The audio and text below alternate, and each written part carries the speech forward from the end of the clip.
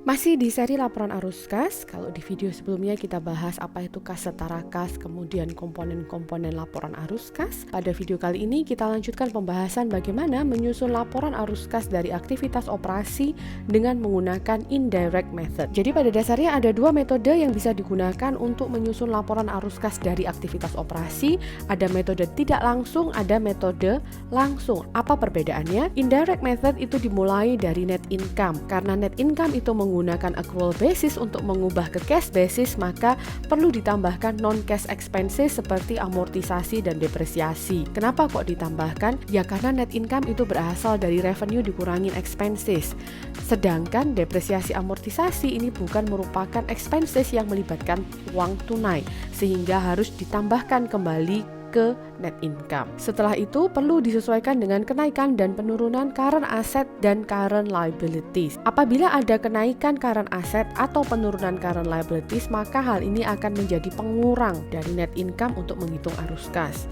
Sebaliknya, apabila ada penurunan current asset atau kenaikan current liabilities, maka ini merupakan penambahan net income untuk menghitung arus kas dari kegiatan operasi. Ini yang metode tidak langsung, ini cukup mudah. Metode yang langsung atau yang direct method itu dimulai dengan menghitung cash inflow dari customer, menghitung cash outflow pembayaran uang kas ke suppliers, ke pemerintah, ke employee, dan juga pembayaran untuk other expenses. Mari kita lihat contohnya. Jadi ada perusahaan namanya Tax Consultant yang dia didirikan tanggal 1 Januari 2019 dengan menerbitkan 60.000 lembar saham dengan nilai pari $1 per lembar. Perusahaan ini menyewa office space, furniture, dan equipment dan melakukan tax consulting service selama 1 tahun. Ada data lain yang diberikan yaitu comparative statement of financial position, jadi neraca 2 periode, jadi awal tahun dan akhir tahun. Selain itu juga diberikan income statement selama 1 periode dari 1 Januari sampai 31 Desember 2019. Untuk melakukan penyusunan laporan arus kas dari aktivitas operasi, pertama yang dilihat adalah step 1,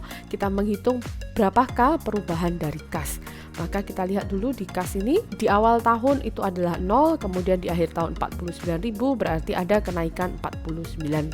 Kita mengidentifikasi berapakah net income, kita tahu net income-nya adalah 34.000. Sesudah kita identifikasi net income, maka kita lihat apakah ada perubahan di current asset dan current liability. Current asset di situ hanya ada accounts receivable yang jumlahnya adalah meningkat. Peningkatan accounts receivable ini merupakan penurunan bagi. Selain itu kita lihat juga accounts payable itu meningkat dari 0 menjadi 5.000. Maka yang keempat ini adalah kenaikan accounts payable 5.000, maka kenaikan ini merupakan kenaikan dari cash flow. Nah, dari informasi ini kita bisa menyusun laporan arus kas dari aktivitas operasi dengan menggunakan metode indirect. Step 1, kasnya naik 49.000 ya, dari 0 ke 49.000. Yang kedua, kita hitung net cash flow dari operating activities. Dari sini apabila kita memiliki net income, maka jangan lupa bahwa kita harus menambahkan non-cash expenses kembali ke net income, dan kita juga harus mengurangkan non-cash revenue kembali ke net income. Berikutnya kita analisa current asset dan current liability. Account receivable naik 36.000, maka ini adalah penurunan di cash flow. Kok bisa ya account receivable naik tetapi ini merupakan decrease in cash flow? Mari kita runtut sejarahnya bagaimana account receivable ini muncul.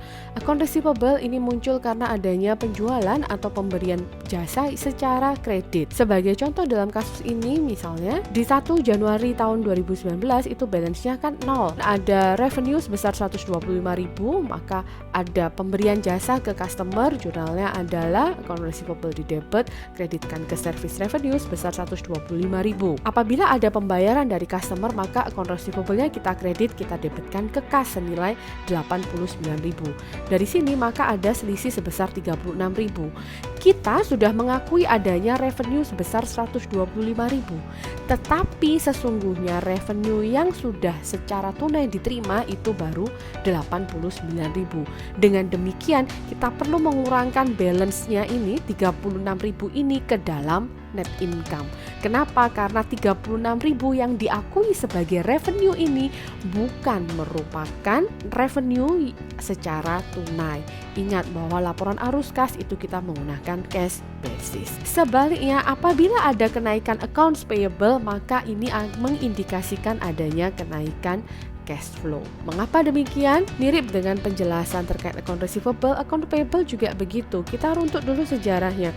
Mengapa accounts payable ini ada? Accounts payable ini ada karena kita membeli barang atau jasa secara kredit. Debitnya adalah barang atau jasa atau expenses, kreditnya adalah ke accounts payable. Ketika kita melunasi, maka accounts payable-nya di debit, kreditkan ke kas. Selisih saldo accounts payable inilah yang muncul sebagai angka 5.000 kenaikan dari awal periode ke akhir periode. Misalkan 5.000 ini digunakan untuk tagihan utilities seperti listrik, telepon, air, gas, maka kita sudah mengakui itu sebagai beban pada periode terjadinya, tetapi belum dibayar.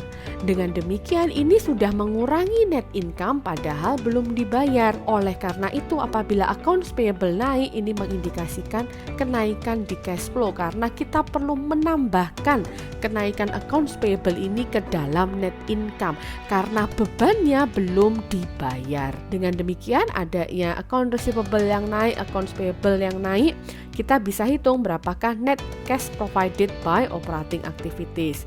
Kita tahu bahwa net income-nya adalah 34.000. Ini berasal dari mana? Ini berasal dari laporan laba rugi. Kemudian ada adjustment, 2 adjustment yang dilakukan, yaitu kenaikan di accounts receivable yang merupakan pengurang dari net income, kenaikan di accounts payable yang merupakan penambah dari net income. Dengan demikian kita bisa lihat bahwa net cash provided by operating activities adalah 3.000. Ingat, ini baru dari operating activities. Kita perlu menghitung investasi dan juga pendanaan. Silahkan lihat di video-video selanjutnya terkait dengan kelanjutan dari kasus ini. Nah, sekarang kita bahas dulu pada tahun 2020. Jadi melanjutkan tax consultant, tapi kita konsentrasi fokusnya di laporan arus kas dari aktivitas operasi. Sama, ada data comparative financial statement, jadi dibandingkan dari tanggal 31 Desember 2019 dengan 31 Desember 2020. Ada juga income statement yang diberikan. Ada tambahan informasi terkait dengan cash dividend 18.000, kemudian ada penambahan 150.000 uang kas terkait dengan penerbitan long term bonds, building dan equipment itu dibeli secara tunai. Ingat, step yang pertama kita perlu menentukan berapakah perubahan di saldo kas. Saldo kasnya itu turun 12.000. Dari mana turun 12.000? Kalau kita kembalikan ke comparative statement of financial position, kita lihat bahwa kas di tahun 2019 adalah 49.000, di tahun 2020 adalah 37.000. Jadi ada penurunan sebesar 12.000.